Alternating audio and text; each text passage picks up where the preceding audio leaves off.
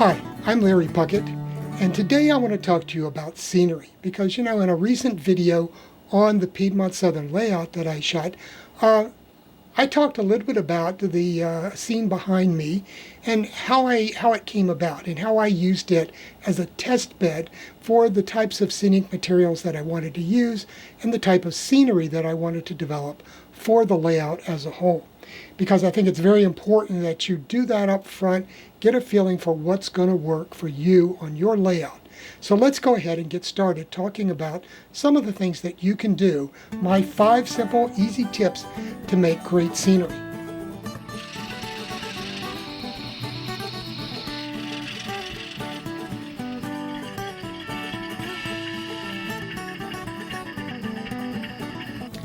Well, with that introduction about scenery, let's go ahead and take a look at what I consider the 5 basic tips or steps that you can follow in order to attempt to create great believable scenery for your model railroad. So one of the first things that I did when I got ready to do this scene and begin work on the Piedmont Southern Railroad is I took a trip up to Lynchburg, and I photographed all along the railroad right-of-way from Lynchburg to Charlottesville and back. So I have a great resource of photographs that I can use for the backdrop and also in developing scenes like this. And this scene is one of the first that I did on the model railroad, and I used it as sort of a template in order to test a lot of different elements. So in order to accurately match what I saw in reality, I used photographs like this backdrop here in order to match the colors and match the foliage, the type of vegetation that grows in an area, because you really can't depend on your memory to do all of those things. For one thing, you basically, when you look at a scene out in nature, you take a photograph and it sits there in your mind, but you might not, off the top of your mind, remember every tree species that there was there in that scene, every bit of grass and different types of vegetation in the foreground and the like. Whereas if you have a photograph like this one in the background here to work from, at least you can match the colors, you can match the different types of trees that are available, are growing in the area, and it allows you to come up with something that is close to what you saw out there on the railroad. Now, you might not be able to actually visit the scene that you are modeling. It might be halfway around the world, and you might not be able to do that. So one option is there is a plethora of material available on the internet these days, both in the form of videos and photographs of railroads. There is just tons of this kind of material on YouTube. If you're working from a photograph, you can pick out things and add things that are going to allow your viewers to suspend reality and accept the idea that this is a real scene that they're looking at, which of course they're not, but you're trying to fool them, you're trying to trick their eye and their mind into suspending reality and believing that the scene they're looking at is real. Okay, the second tip I want to share with you is about your basic scenery and what you want to use in order to disguise the fact that what is underneath here is not really your land surface or soil or rock or whatever, but is actually some white plaster or some pink foam or whatever. And what it comes down to is very often, people will lay on a layer of ground foam, and it might not be thick enough to hide all of that whiteness underneath from the plaster that is the base for the scene, or the pink foam might pop through. Now, you might not see it while you're working in the dimmer lighting of your model railroad, but as soon as you put up a bunch of lights like I have here and start shining it on, the first thing that's going to pop through is a patch of white in the background somewhere. And you'll see it, it will pop out, or you might see that pink foam shining through. So what do you do to avoid that? Well, in this scene here, for example, I went up and to Lowe's Hardware, and I picked up some of this Valspar. It's sort of a muddy tan paint, to match the soil in the area. And I use that as an undercoat for the scenic materials when I did this stream here. So this stream basically was painted first with that over top of the plaster. I use Sculptamold in this case. And so it covers up all that whiteness. You can also cover up the pink when I'm doing roads or parking lots or anything like that where soil might be exposed. I use this as my undercoat.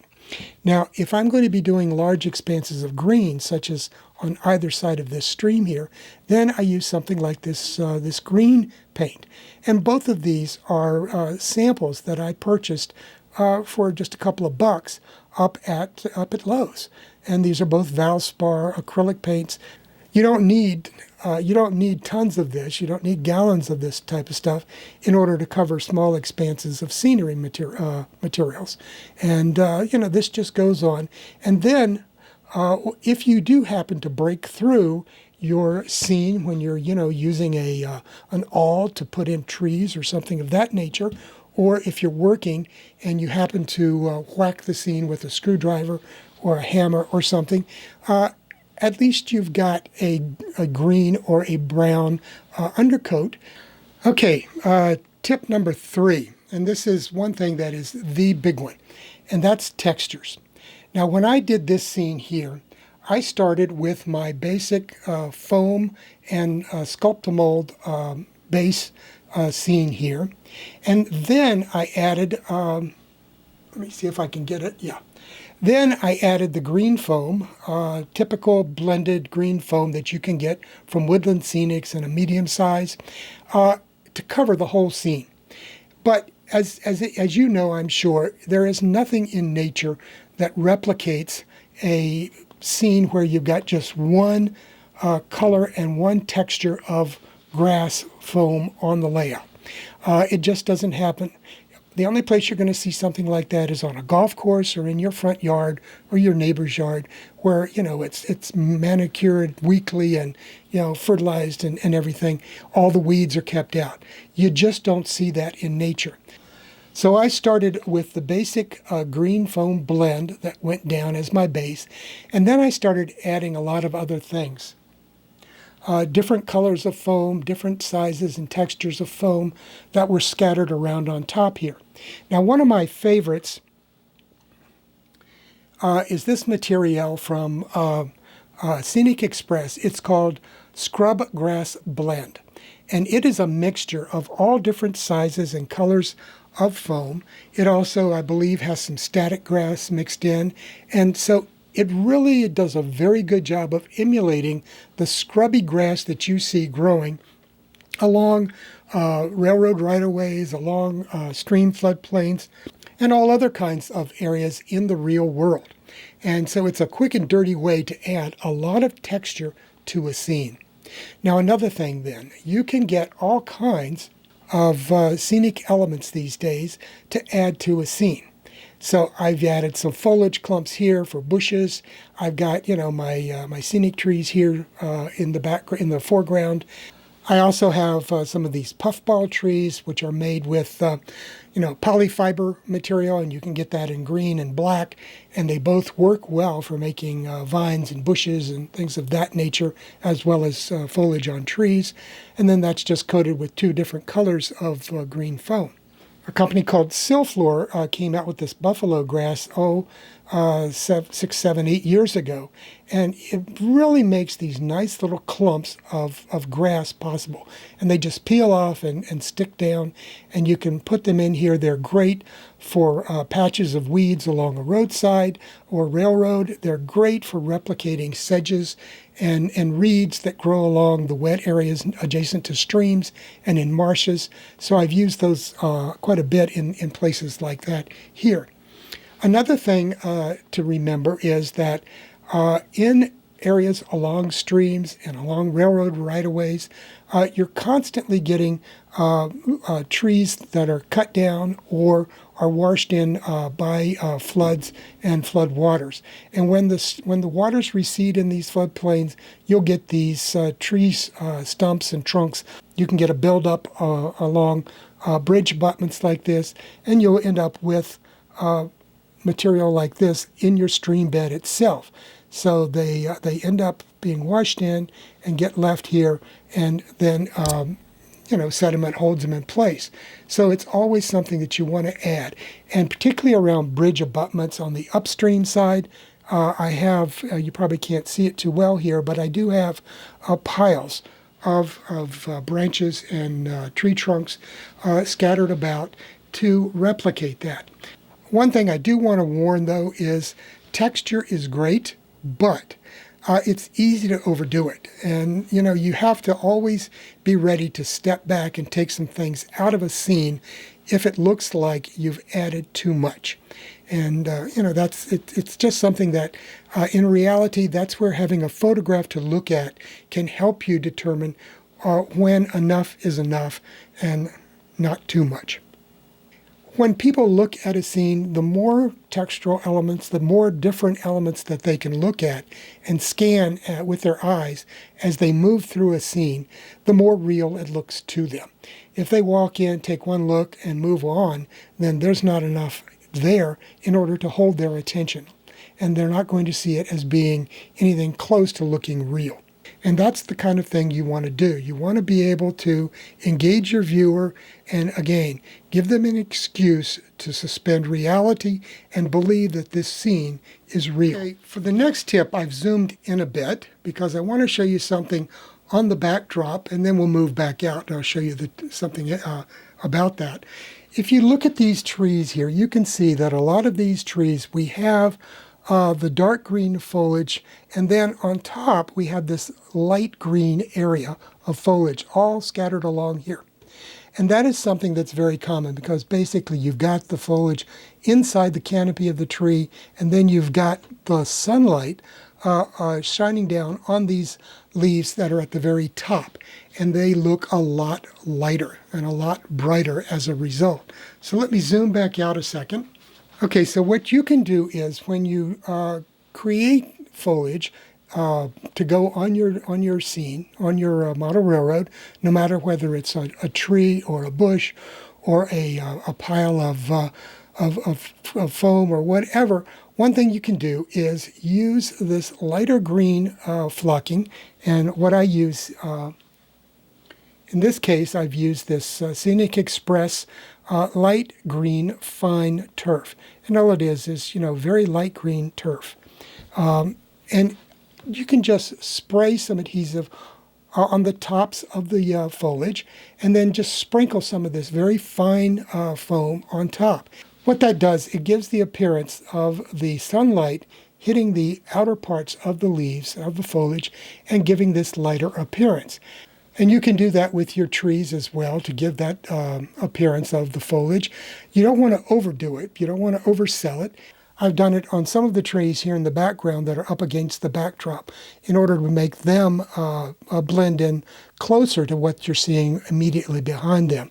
And it's something that just adds a little bit of punch to the foliage itself and helps it blend in with the foliage in the background in your photographic backdrop. And again, that's where working with a photograph from the real world site will help you to match that pattern. Okay, the next thing I want to take a look at, and this is number 5, and this is one of my pet peeves about all model railroads that I've seen, photos of and videos of. You very often will see this kind of situation where you've got a tree that is sitting out there close to the backdrop or even not that close to it, and then you've got these shadows on your robin's egg blue sky. Now that immediately to your mind and to me says fake, and right off you've lost that ability for your viewer to suspend reality and believe that this scene is real, because in reality, you just don't get shadows like this against a blue sky. So what can you do about this? Well, and this is not only true for trees, but for buildings and power lines and telephone poles, anything that is going to be near a backdrop and is going to be casting a shadow against it. If it's against a blue sky, that immediately screams fake. So you want to try to avoid that. So what can you do? Well, let's take a quick look at what you can do. So by simply going to a shorter tree that doesn't go above the tree line and cast a shadow on the sky, we've created a different setup entirely, because here, the shadow, and there is a shadow there. You can see it if you look real close. But because of the dark foliage in the backdrop photo, that shadow is hidden in amongst the other foliage there. So immediately, you've gotten rid of that problem with the shadow. Now, this also works if you've got buildings in front of a photo backdrop with other buildings behind them. As long as the shadow is falling on the other building, then it's really not that much of a problem in your mind, because that happens in real life. Shadows do fall on buildings. The problem is shadows do not normally fall on a plain blue sky, and that's what you've got to avoid. So in a case where you've got a backdrop like this, you can simply hide those shadows in amongst all the other foliage there, and it really makes a big difference. So if you want to use taller trees than this one thing you can do is just pick a backdrop photo that you're going to use that is a little bit taller. Well, those are my 5 easy tips for creating great scenery for your model railroad. It's not all that difficult to put this together. The scenery materials, there is so much available these days that it's easy to get the materials that you need to use in your scenes. The artistry comes in actually blending it all together and matching what you find in an image or that you have photographed somewhere, and that really is what will make the difference between creating a believable scene and one that isn't all that believable. So take a look at that. Now, one of the things I do want to mention, though, is, and I'm sure you noticed it right off, is in the middle of the backdrop in this scene, there is a seam that goes right down through it, and it's very distracting in these bright lights. In photos, or actually in the dimmer layout light, it isn't all that noticeable, but it's noticeable to me to the extent that in the past I've actually photoshopped out the seam. But for this, I haven't done that, and in the future I'm going to do a video to show you how to go about creating a backdrop image that you can then take to places like Staples and others and have a seamless long backdrop printed out that you can then put up without any seams at all. And that's one of the reasons that I'm going to be replacing this backdrop here, is I'm in the midst of producing a new backdrop image that will not have any seams in it for an expanse of about 6 to 8 feet. So, those things are available, and it's simply a matter of coming up with the image and having it printed out. So that'll be coming in the future, not anytime real soon, but it's something that I am working on and planning for a future video. So in the meantime, keep coming back for more videos, and be safe, have a great weekend, and avoid the virus. Bye now.